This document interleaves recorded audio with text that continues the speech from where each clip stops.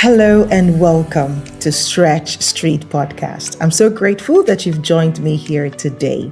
This is a space where we explore what it really means to grow, not just in our career or businesses, but as people, because sometimes the greatest stretch in life isn't learning how to build something, but it is learning not to lose yourself while building it. We often celebrate growth in numbers: more revenue, more clients, more opportunities, more success. But what happens when everything looks successful from the outside, yet something inside still feels unsettled? Today's conversation is for every entrepreneur, leader, and dreamer or high achiever who has ever asked themselves this question: is this what success is supposed to feel like? Because perhaps the next level isn't about doing more. Perhaps it's about becoming different. So, today on the show, my guest is someone who understands growth from both sides of the equation. Todd A. Krause is the owner of the cleaning authority Fishers, where he helped grow the business from $1.8 million to over $4 million in annual revenue, while building an award-winning workplace culture and a high-performing team. He's also a CPA MBA entrepreneur and founder of Silversun Consulting, where he helps home service businesses owner scale their companies through stronger leadership, healthier systems, and thriving workplace cultures. But what caught my attention was not his business success, it was his honesty. Because behind the impressive growth was a personal realization that many leaders quietly experience: that growth in business doesn't automatically bring fulfillment. That is such a powerful standpoint. So I'm so excited about this conversation today as we talk to Todd to hear all about his journey and how he stretched through that season and what you and I can learn from his story. Hello, Todd. How are you doing today? Thank you so much for joining me on the show. I'm doing fine. Thank you so much for having me on your show. What an honor. Thank you so much. Okay, so we're going to dive right into the conversation, and I am going to begin that conversation, right?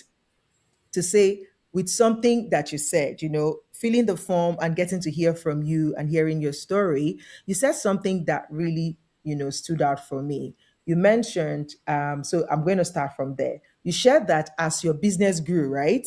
So did the pressure. And I know that's like something that is familiar for people who are in business, right? So let me take you back to that season. I know we're diving right into it, but I'll come back to us getting to know you better. But I want to go from there, the pressure part, right? What was happening behind the scenes that people couldn't see when you said that, statement that as your business grow, the pressure also grows along with it? Well, you're absolutely right that we measure things in numbers, and generally, the bigger the numbers, the more revenue, the more clients, the more staff, the more successful we must be. Hmm. But along with that, suddenly comes all the relationships with all of the customers and keeping all of the staff happy. And it's the number of possible interactions between the staff, positive, negative, or otherwise, suddenly starts to multiply every time you add someone to the staff. This person doesn't exactly get along with that person, though they don't want to work together as a team. If this customer prefers a different team. All the decisions, all those little decisions that had to be made just balloon up into this huge mass of stuff that you're trying to juggle. Suddenly there's all these balls in the air. You reach a point where you just say, I don't have a life anymore. The business is sucking the life out of me. I know, right? I can relate, but maybe not completely because I don't think I've built a business that has grown that large that could bring that amount of pressure, but I can relate in some shape, size, or form because I lead a team now, and so I can relate with you saying, oh my god, the bigger the team, the more the pressure really.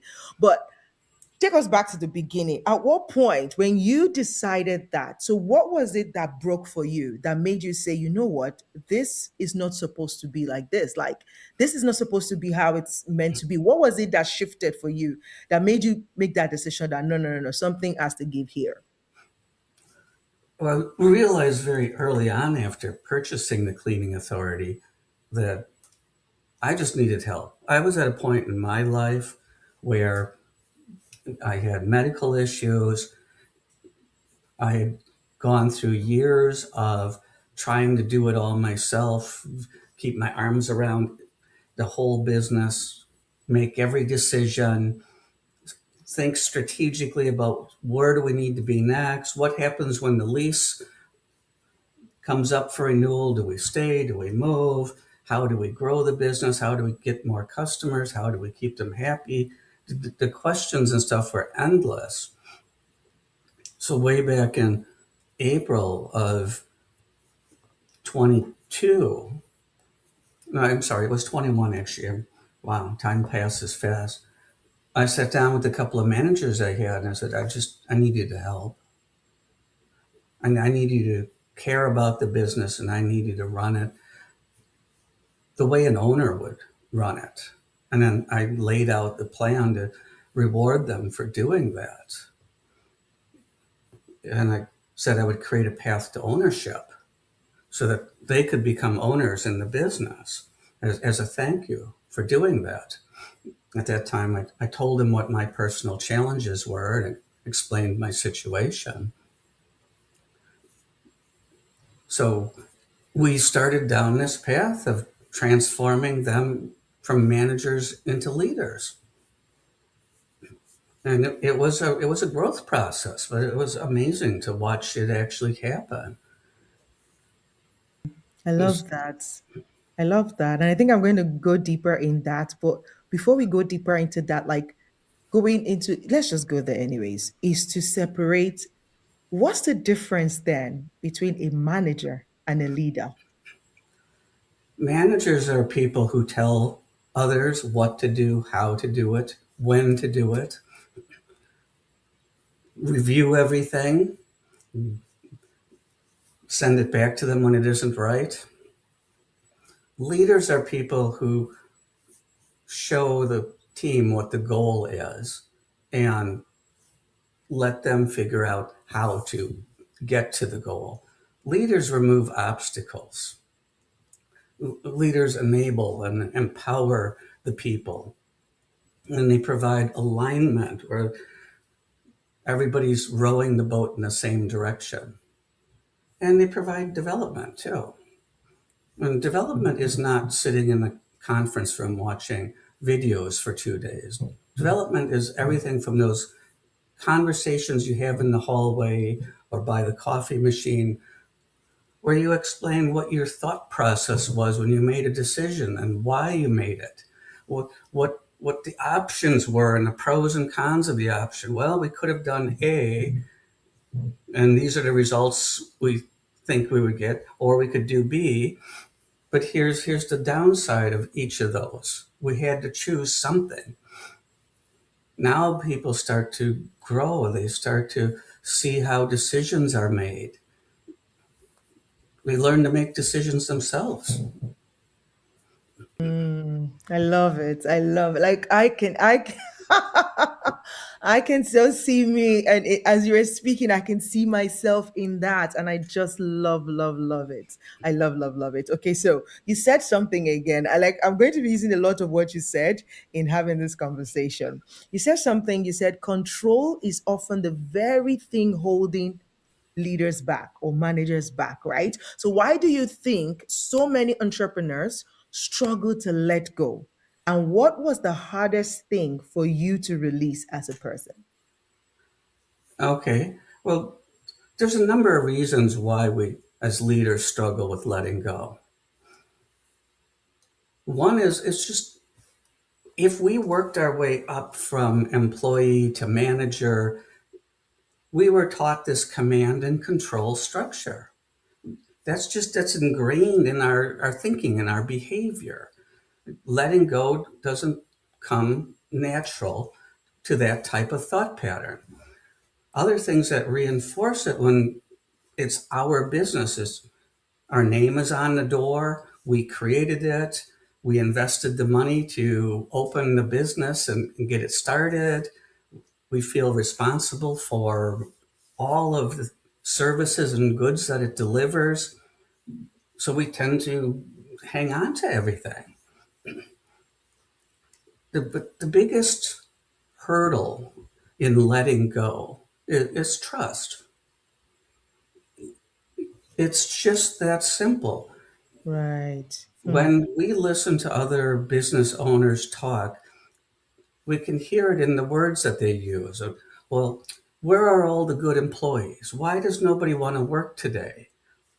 Embedded in language like that is this notion that, well, there's this small group of good employees that want to do a good job, and then there's everybody else. And they will also talk in terms of, well, you can't trust them. You always have to check on them, as if there's some sort of misbehaving toddler that needs constant monitoring with everything that they do. They end up creating an environment where people live down to their expectations. People perform at a level of compliance. They do what's necessary to keep their job and get a paycheck on Friday, rather than at an elevated level of commitment where they bring their heart to work and they do the best job that they possibly can do. I love it. And it's interesting that you talk about trust because my next question was going to be about that. And so the thing is, trust is one of those things like you just mentioned now, but living it, like actually trusting people, your staff member, your partners, your associate is something totally different. Now, how did learning to trust your team change not only your business, but you as a leader? It was liberating.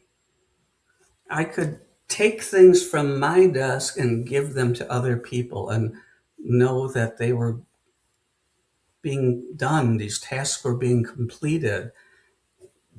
What I found out was oftentimes these people had better ideas than I did. They had better solutions to problems than I ever could have thought of. What an amazing relief it is to not have to do everything and to not have to check every document, go and look and inspect every job that we do. Like, I'm curious though, like, how did you get to that point? Because most times is the fact the lack of trust thing is sometimes what's the word now, is sometimes valid, right? Because you probably have handed them tasks and they didn't do it well or they didn't complete it well to the taste of what you wanted. So how were you able to navigate that part? What did you do differently? Did you maybe train them or something? Or how did you get to the point where you could literally, like, you know what? I trust you to handle this job and I'm letting go for you to get to that point where you're now liberated? Well, I realized early on that we weren't going to grow if I didn't get some help from other people and if I didn't get more help from them. I can't grow a business if I can't give my people the things that are on my desk. I also knew my personality was I get bored quickly with repetitive tasks and I start making mistakes. So, one way to avoid that is to hand off those tasks to people who actually don't mind doing that. Some people don't not mind repetitive tasks. And for me, that was a great help. because it fit well with my personality. And it also helped us grow because now there was room on my desk to take on other projects, to think about strategy. What do we need to do in the coming months if we want to keep growing? Is our marketing working? If not, why not? And what do we do about it? Are our operations and the delivery cycle, are we delivering consistent high quality? And if we're not, what are we going to do about that? So for me, those became projects that I could work on while the people around me took care of the repetitive day-to-day tasks, and we grew. As I Okay. elevated my managers, I lifted them up out of the repetitive part and put them in charge of figuring out how do we make sure that we deliver consistent quality. So I kept bumping myself up, but at the same time bringing up my managers behind me.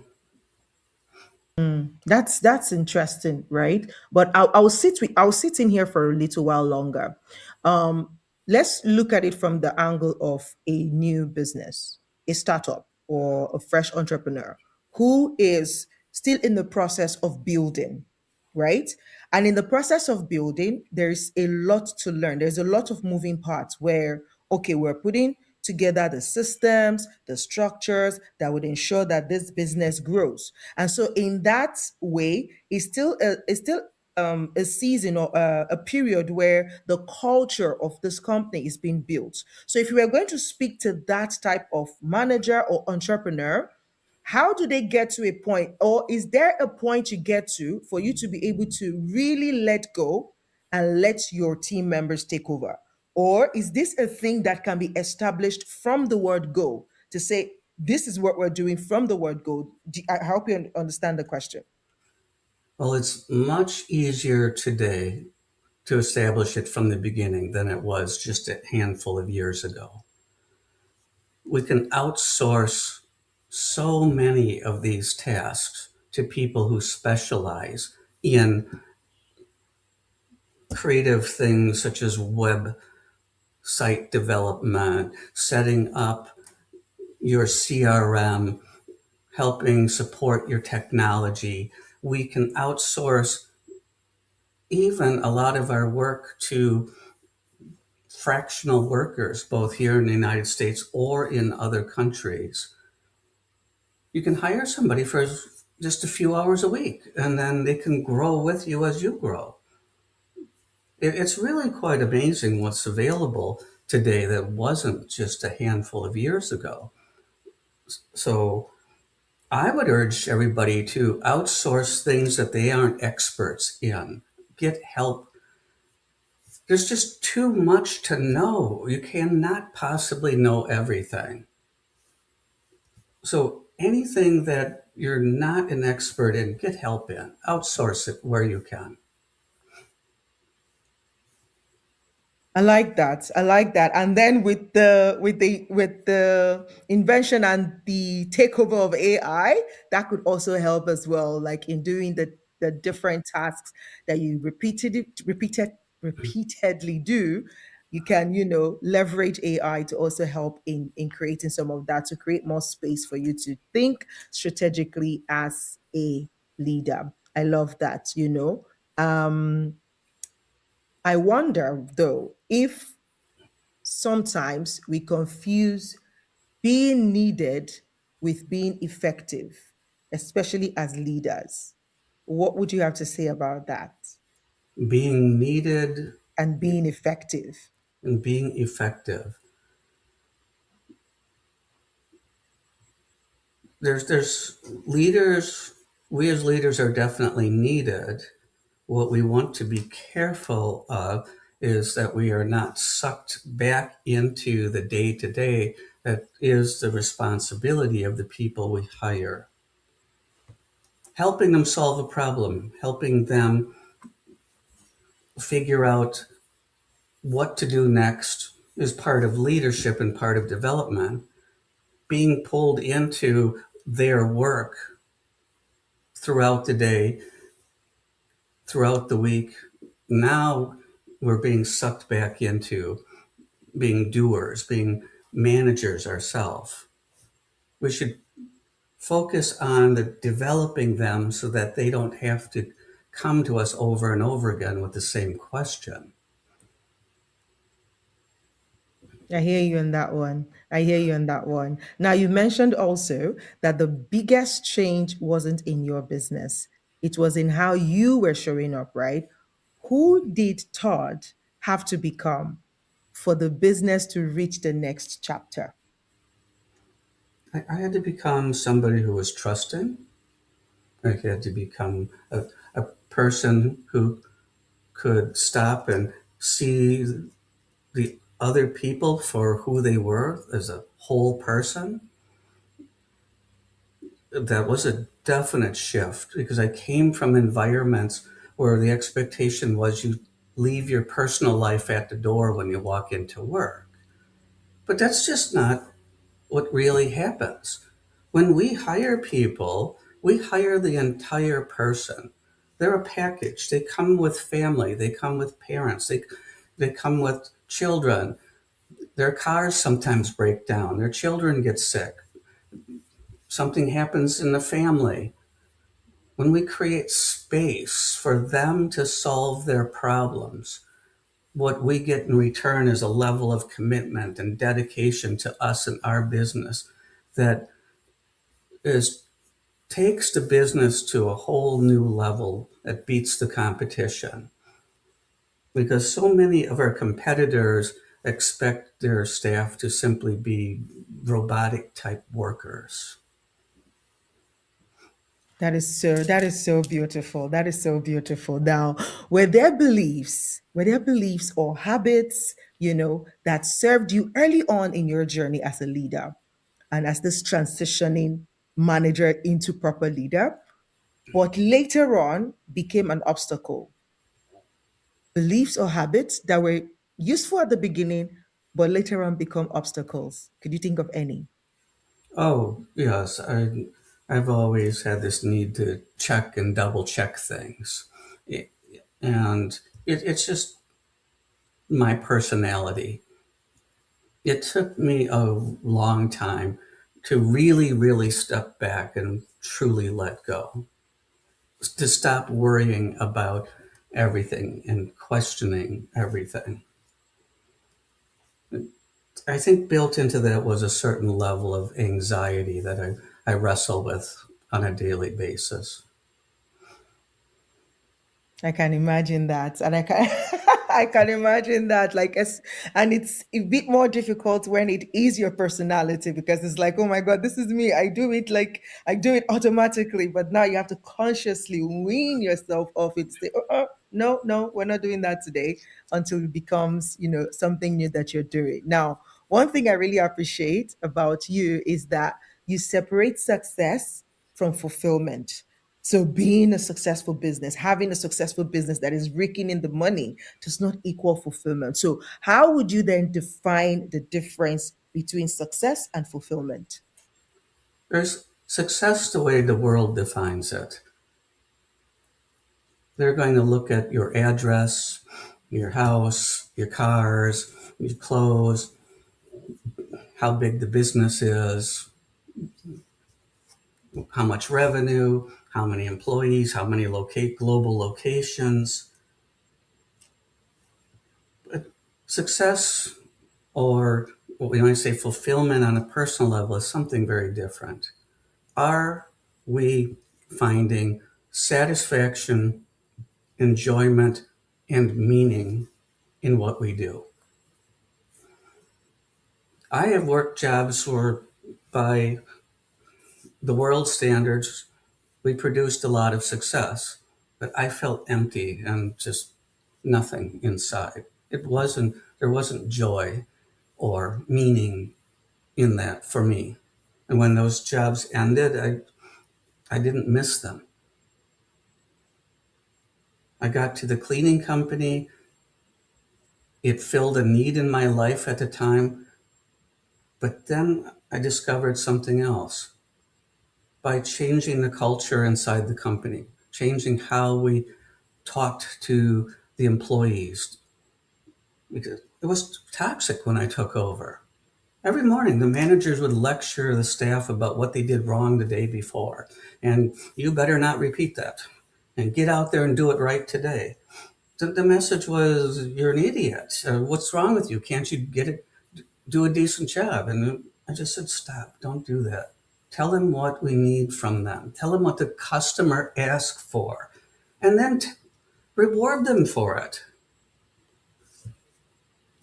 It transformed in weeks. It couldn't have been more than 6 weeks, and the whole culture was completely different. The cleaners were coming in the morning laughing and smiling and talking to each other, getting their equipment. They'd go out and do their work. Customers started noticing and thanking us for how sending them a happy team. Our Oh, positive Google reviews shot up from under 200 to over 1,200. And then I realized we could make a life-changing impact on these people. The other thing that happened is suddenly people started coming to us and saying, I want to apply. Where other businesses were complaining about, where are all the workers today? Why can't I find any good workers? And I stop and think, but we have a wait list of people who are asking to work there. wow. I made a difference in people's lives. I found meaning. That is so beautiful. That is so lovely to know. Like, wow, I love it. I love it. Like a happy environment, a happy team delivers a happy work. And it just, I love how it trickled down from the within the team, people being happy and doing their job and finding meaning and fulfillment in it actually trickled down to what the clients are experiencing. And it's just beautiful. Just that shift in culture. Wow, I love it, love it, love it. You also shared this beautiful thought, and I want to talk about it. You said clarity comes from action, but alignment comes from awareness, right? I would love for you to unpack that because I think many people are taking action without ever checking whether they are aligned. So when you say clarity comes from action, yes, I think I get that, but alignment comes from awareness. Please unpack that.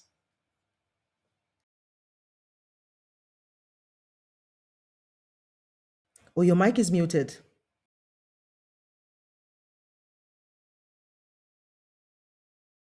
Apologies, I think I bumped a button. Uh, it's our job as leaders to show the team what the goals are. That's the alignment thing. People, as well intentioned as they can be, will head off in different directions without some sort of guidance.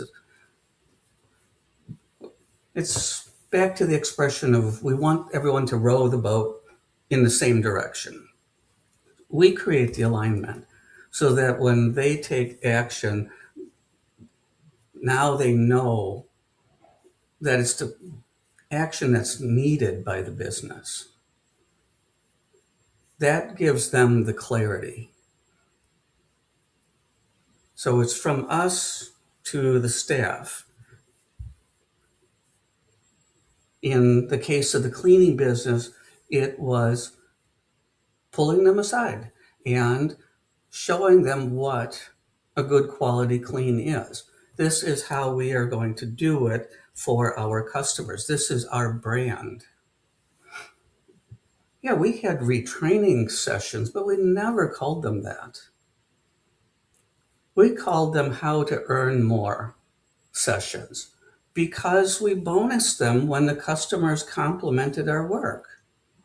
When the customer said, what a great job, money on their paycheck next Friday. If the customer left the positive Google review, more money on their paycheck next Friday. So while we were trying to align what they were doing with the brand that we were selling to the customers, instead of dragging them off to the side to watch videos, we were actually showing them how to earn more on their paycheck. I like that one. The reward system. Love it.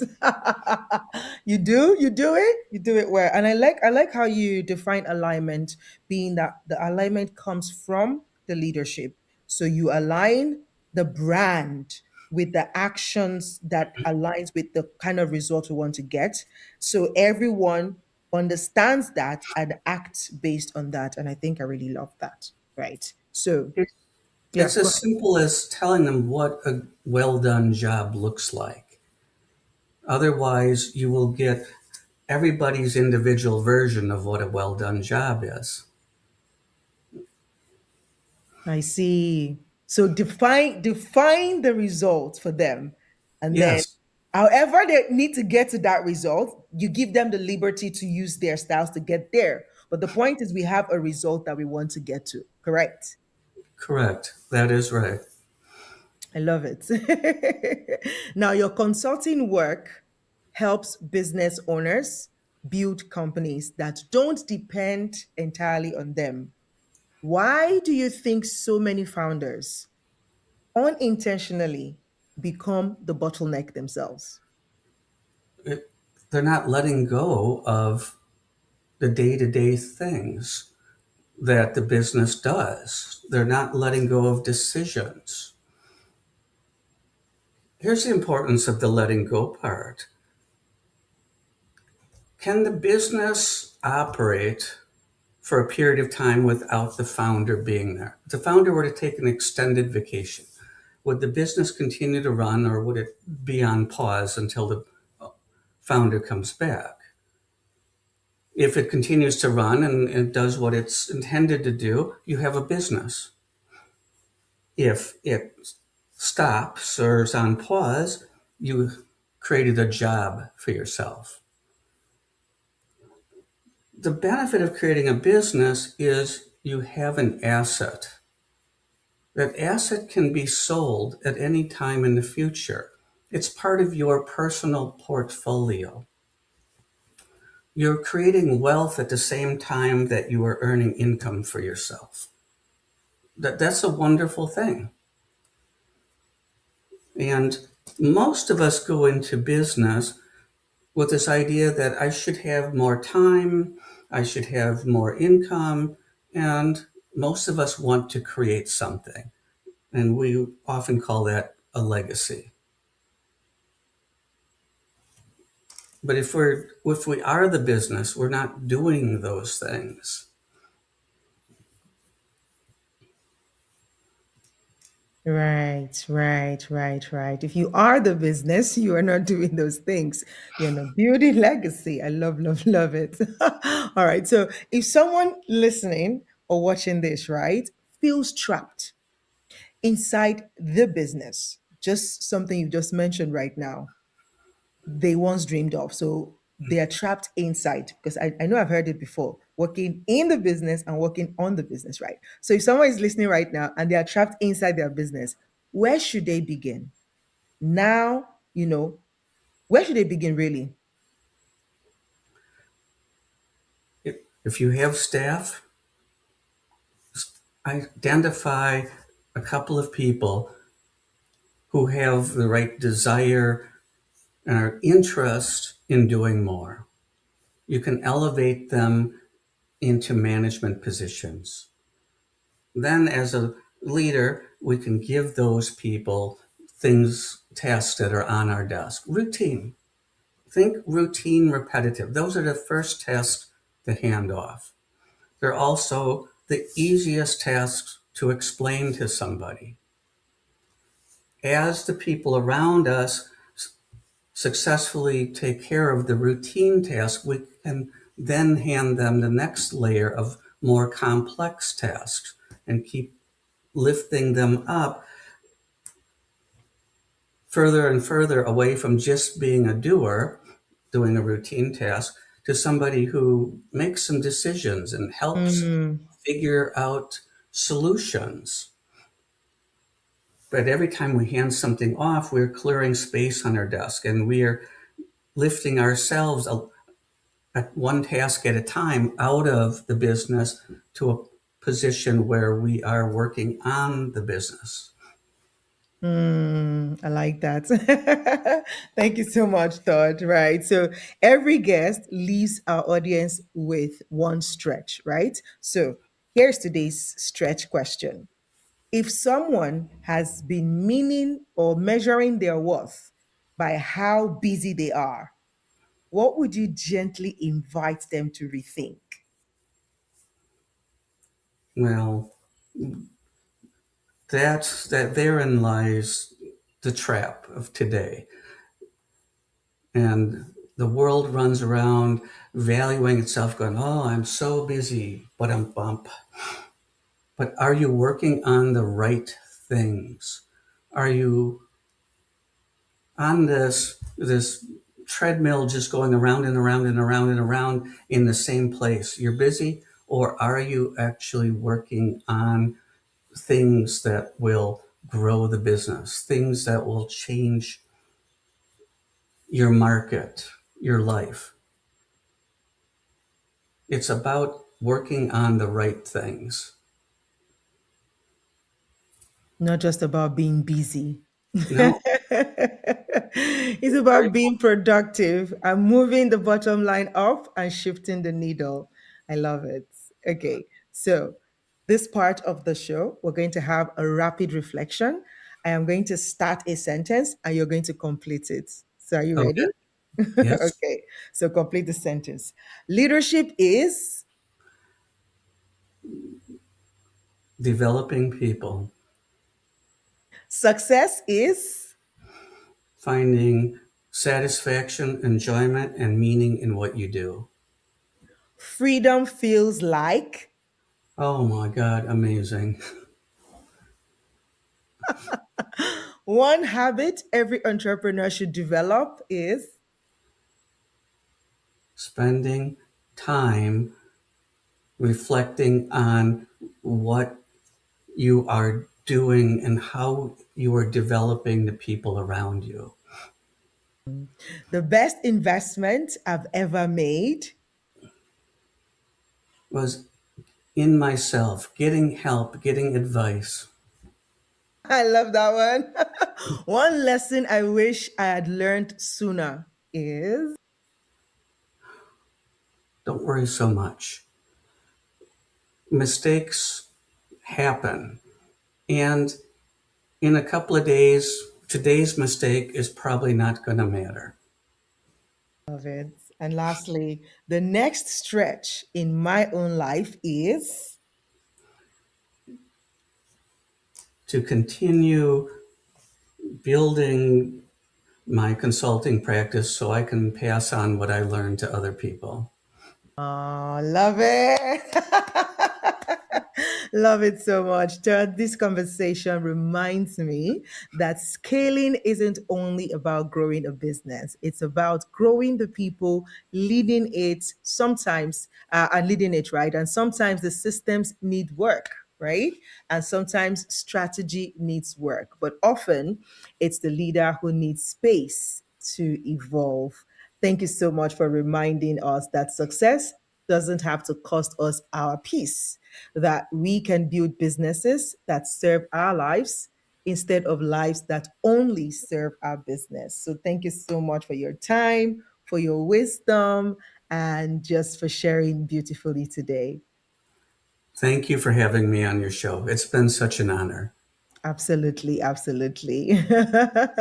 Thank you so much. All right, guys, I really do hope that you've had a fantastic time on the show today. I hope you've learned a thing or two from our conversation with Todd today. And I'm going to leave you with this, right? As we leave this episode today, right? I'd love to leave you with this week question, which is, where in your life are you holding on so tightly that you are actually preventing your own growth?